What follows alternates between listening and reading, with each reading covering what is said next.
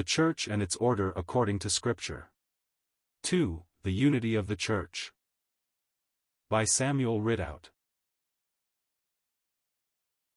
We have seen in the preceding paper that the Church is the body of Christ, united to a glorified Lord by the Holy Ghost, who came from heaven at Pentecost, that all believers are now in the Church, which will be completed when our Lord will descend from heaven, call his redeemed from their graves, and the living ones from the earth, to meet him in the air, after which the union of the Church to Christ in glory will be consummated. The marriage of the Lamb will then take place. Such connections and such a destiny, we saw, made the Church a heavenly not an earthly body, a stranger here, with hopes and affections elsewhere, expressed by, even so, come, Lord Jesus. We now pass to the examination of a truth which grows out of the nature of the Church, and which is self-evident, its unity.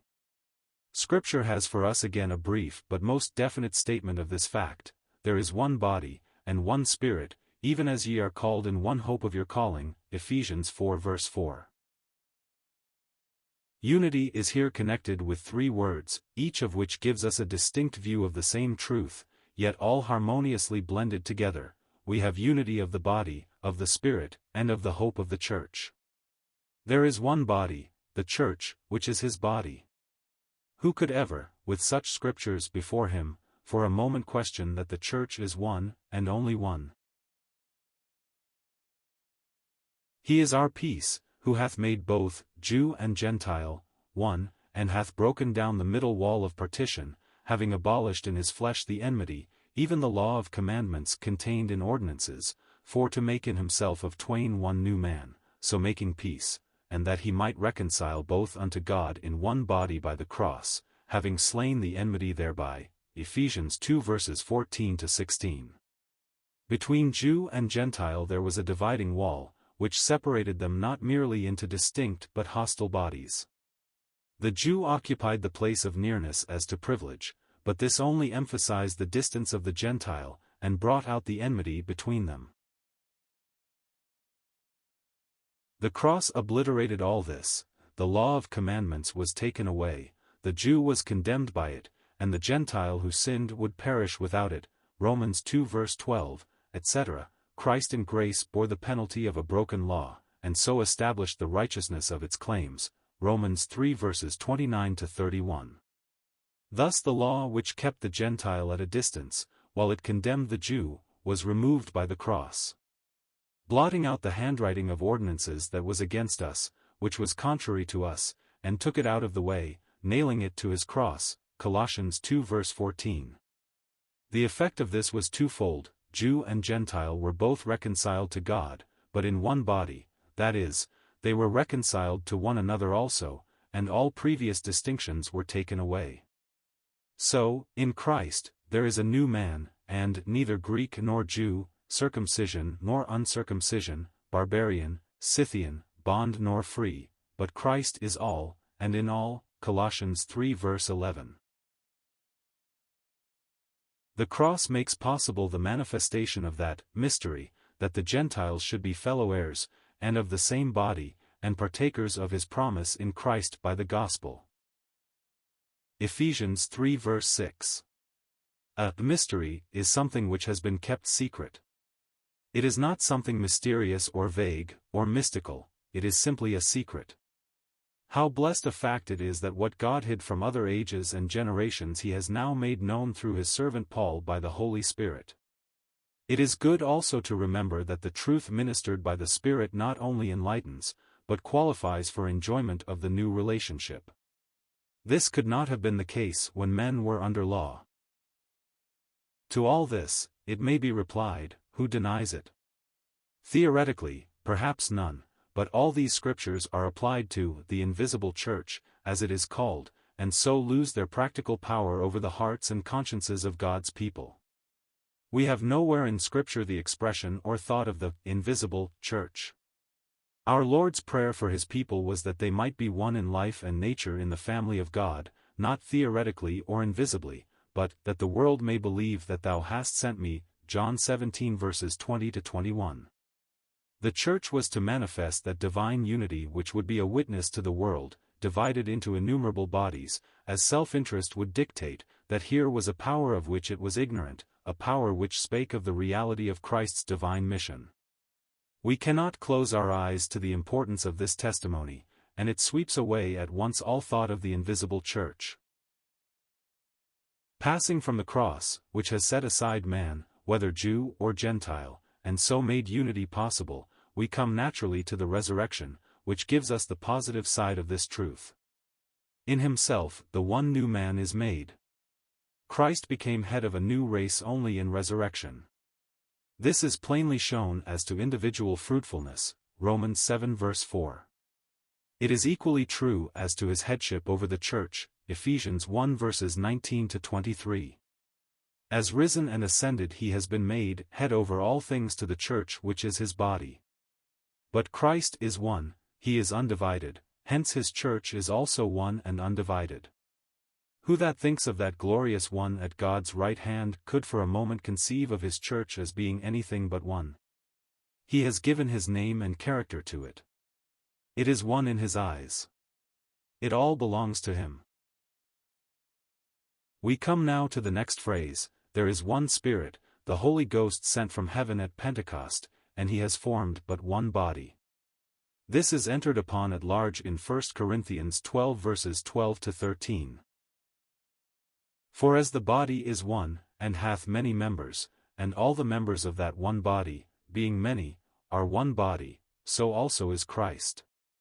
For by one Spirit are we all baptized into one body, whether we be Jews or Gentiles, whether we be bond or free, and have all been made to drink into one Spirit. We have the oneness of the body linked in the clearest way with that of the Spirit.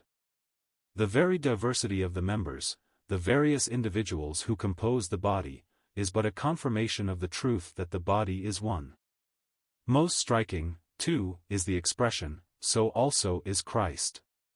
Reference is here made not to the person of the Lord himself, but to Christ and the church, he as head, and it composed of many members, yet the whole forming one body. What amazing grace in him to give his name to his church!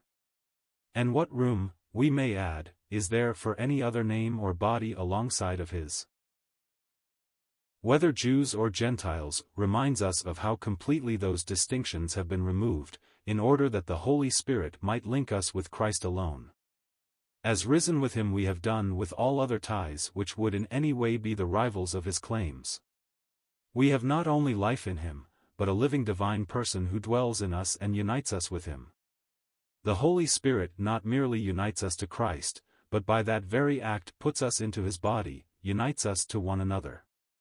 This unity in Christ, setting aside all previous distinctions, is dwelt upon in Galatians 3 verses 27 to 28. For as many of you as have been baptized unto Christ, have put on Christ.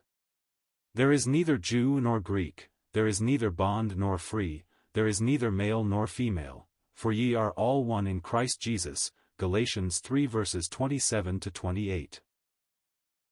As long as the law existed, there was necessarily a distinction between those under it and those outside. But faith has now come, and we are no longer under a schoolmaster. Our baptism declares this, by the confession that everything of the flesh has been set aside, and now we stand in Christ alone, and therefore all one. Thus, all the seed of Abraham are in this age of grace brought together. From this we can see the unscripturalness of the thought of a Christian voluntarily joining the church. This is done the moment he believes, and not by himself, but by the Holy Spirit. Every believer is a member of the body of Christ, because he has received the Holy Spirit. He has been made to drink into one Spirit, to partake of the precious ministry of the Holy Spirit, who is in him as a well of water.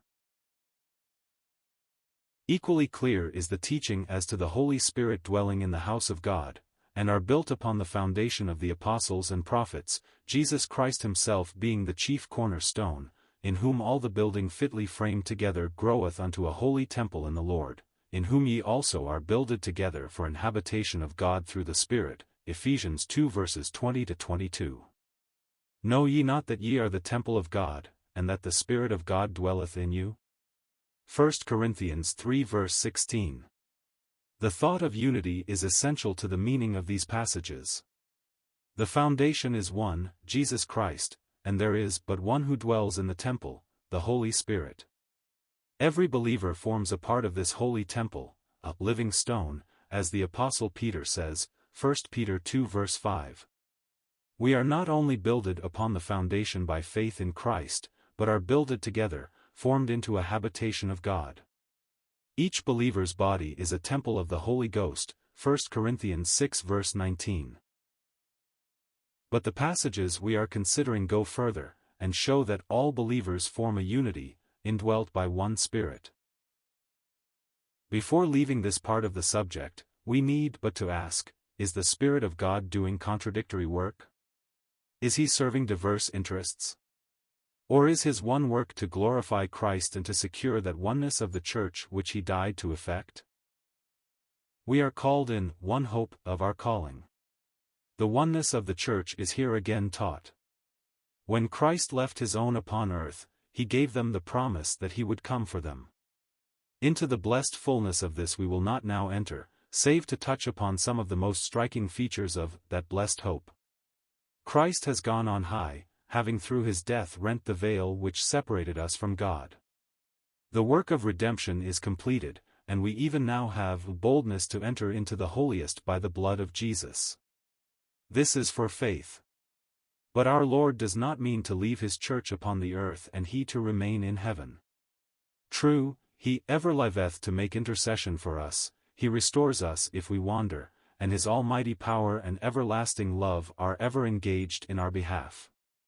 But this is only for the interval. His heart longs to have us with himself. Father, I will that they also, whom thou hast given me, be with me where I am, that they may behold my glory, which thou hast given me. John 17 verse 24. He will not rest till the church which he loved, and for which he gave himself, that he might sanctify and cleanse it with the washing of water by the word, is presented to himself a glorious church, not having spot or wrinkle, or any such thing. Ephesians 5 verses 25 to 27. This includes the changing of our bodies, that they may be fashioned like unto his glorious body. Philippians 3 verses 20 to 21. It both not yet appear what we shall be, but we know that, when he shall appear, we shall be like him, for we shall see him as he is. 1 John 3 verse 2. It also includes the truth of the resurrection of the saints who have fallen asleep. These will be brought with Christ into the heavenly scene. This is the hope of our calling, a calling on high, of God. Philippians 3 verse 14. And so shall we ever be with the Lord. That this hope has so largely died out of the hearts of God's people is at once their loss and shame. But God's calling remains the same, and it is the common hope for all his people. There is only one hope, one destiny. And this gives additional emphasis to the truth we are considering. With but one destiny, there can be but one body, there will be but one heavenly bride. Ah, did we but have that blessed hope more simply before us, how clearly would be manifest that oneness. Was it not thus to link us together that our Lord set this hope before us?